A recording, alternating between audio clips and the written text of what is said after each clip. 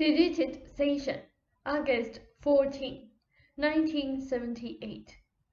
Now, for openers, you are in your individual ways perfectionists. You judge yourselves too harshly. You think of yourselves as you should be, and so you are not satisfied with the people that you are. You judge the world harshly also. You do not thoroughly appreciate emotionally your part in the production of our material, or realize that its direction and so forth must be, and is, colored by your own unique characteristics as well as rules, and that at certain levels, the said material as it exists is a product of your lives together, not as easily understood a product, perhaps as a series of excellent paintings, not as easily categorized. And yet, you are hoping to paint a joint-side picture of the psyche as it translates inner reality into the living fabric of the world. Perhaps that does not seem to be what you had in mind as an artist. Perhaps it does not seem to be what you intended. You could have done conventionally well with portraits and with other kinds of paintings with your technical knowledge. But as you learned more, you kept trying to put more into your paintings, ever demanding more of yourself and of the art, and forcing upon yourself a kind of growth and development that in a way became larger than the art itself, so that the art you felt could never be adequate as an expression of the inner realities of which you became more and more certain. Art was art, but it was also on your part a search for truth through the medium of painting. Whenever you feel that you have not used your abilities fully, you are doing two things. You are disapproving of yourself as you are, taking it for granted that you have gone astray in an important fashion, and you are also projecting that disapproval and error into the future. Some of your paintings will be very well known. Do not fall for the trashy concepts concerning age, particularly in relationship to art, for there is far less correlation than there might seem to be, for example, in conventional terms in other areas of life. Many of the most important artworks have been done late in life, as you should know, and the blossoming of the psyche cannot be given any age limit. You did not want buyers around, and you did not want the marketplace, and you wanted to progress at your own sweet rate, as you are. You did not want to settle for work of which others might approve, and get stuck at a certain level, even for money's sake. But you wanted to pursue your art in private, and you wanted it colored by its own vaster canvas of psychic endeavor. Last week, Rupert did fairly well. He actually concentrated upon 7, typed it creatively, worked several times a day, began to help with meals and with the house, and comparatively speaking, you both had a fairly good week. Then, once again, you both began to concentrate upon the problem. Rupert's legs activated themselves in rather strenuous fashion in bed. You both became frightened, and there is no need to blame yourselves. Your whole civilization is immersed with the idea that the way to solve a problem, any problem, private or worldwide, is to exaggerate it, see its worst projection, and this, then, is supposed to make you take proper action. The approach unfortunately solves no problems, and only compounds them. Whether the nation is trying to solve problems of energy or social problems, or whether an individual is trying to overcome a dilemma, You are so immersed in that method of problem solving, however, that it comes back to haunt you. At least you can be aware of it and alter. I will give you the answers to your questions, but they are not the way to solve your problem. And against all conventional knowledge, reviving the mistakes of the past does not lead to wisdom. When you become so worried, of course, you concentrate even further on the problem, how bad it is, and what will happen if it becomes worse in the future.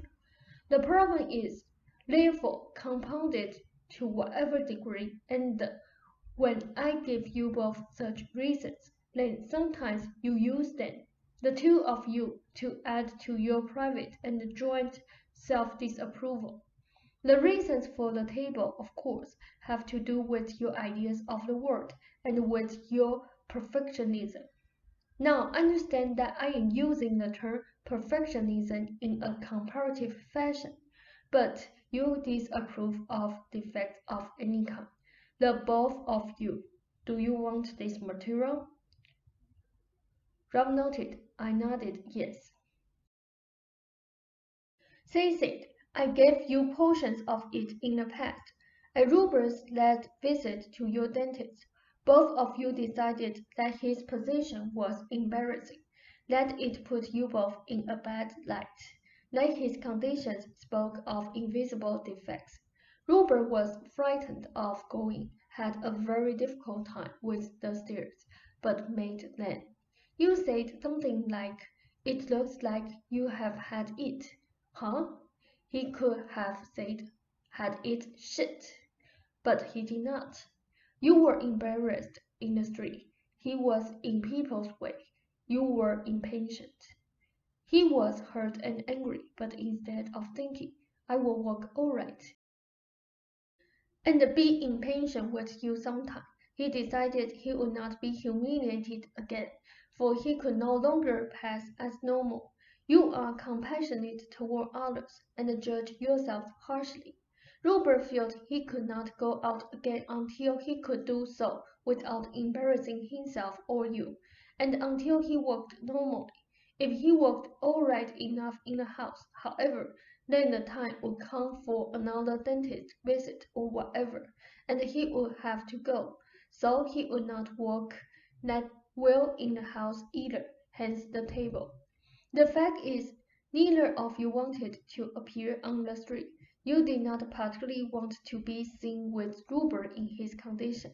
You felt too sorry for him, and yet angry and embarrassed, and all of that was caused by concentrating upon the problem, projecting it in the future, in the definite belief, for all I have said, that the method of problem-solving works. The belief is that if you frightened yourself badly enough through imagined projections and imagination, you will be frightened enough to change. But the nation or the individual following that method does not change for the better, but compounds the original condition, concentrates upon it until it looms larger than before. Such methods cause panic, national or individual. You both thought Ruber should hide in the house. You were too proud to show your defects, because in your eyes such defects are so horrendous, and Ruber's condition becomes the symbol for all of man's physical distress in your eyes. The situation frightened him, of course, further, and you. So for the winter he largely sat in one chair in one room. This chair, being used to get from room to room, was at that point creative, and it got him involved in the household again, and greatly added to the exercise given the legs over the entire day. For sometimes he walked to the bathroom 3 times in the winter, but for the rest of the day his motion was most limited. He does need to put his full weight on his feet more, though that week was a good compromise for now. But overall the body has been more exercised. You must both be on guard against comparing his walking with normal walking. Normal walking can gently be considered the goal. The legs are lengthening, the knees are loosening, and the feet. The discomforts, however, are the results of doubts, of fears, so that extra muscular tension, for example, is applied in any given case. The leg and the thigh discomforts in bed are definitely the result of concentrated periods of muscular exercise.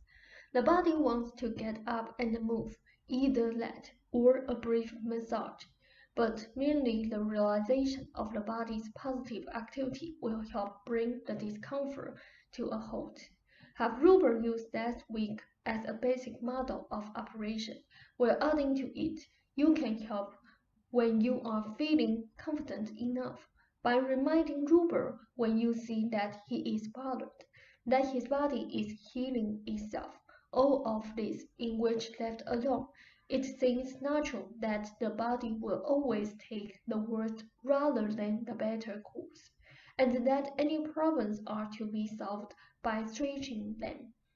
The best way to protect yourself from an enemy, for example, is to exaggerate your enemy's power and evil qualities, and this is somehow supposed to bring about peace.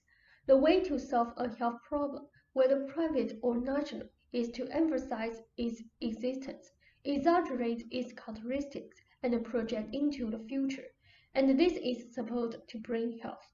Against all that conventional wisdom, what I have said sounds entirely simple, simplistic, Pollyannish until you try to do it. To solve a problem, you begin to minimize its characteristics, diminish its importance, rob it of your attention, refuse it your energy. The method is the opposite, of course, of what you are taught. That is why it seems to be so impractical. I have said this so many times, and I do realize it is difficult for you, but you cannot concentrate upon two things at once. So, to the extent that you concentrate upon your pleasures, your accomplishments, and to the extent that you relate to the psychic and biological moments, you are refreshing yourselves. You are not projecting negatively. And you are allowing the problem to unwrinkle, unknot. You are denying it the energy of your attention that keeps it going. You do not spend time thinking that you have not used your abilities properly. You take it for granted that you are using them properly, and that allows them to fully develop. You do not spend time worrying about what is going to happen to Ruber's condition, meaning how much worse he might get either of you. Ruber appreciates the motion that he has, and starts from there, and that motion will be increased. He concentrates upon what he can do and enjoys it, and that will bring about beneficial projections. I bid you a fond good evening. Ra said, okay.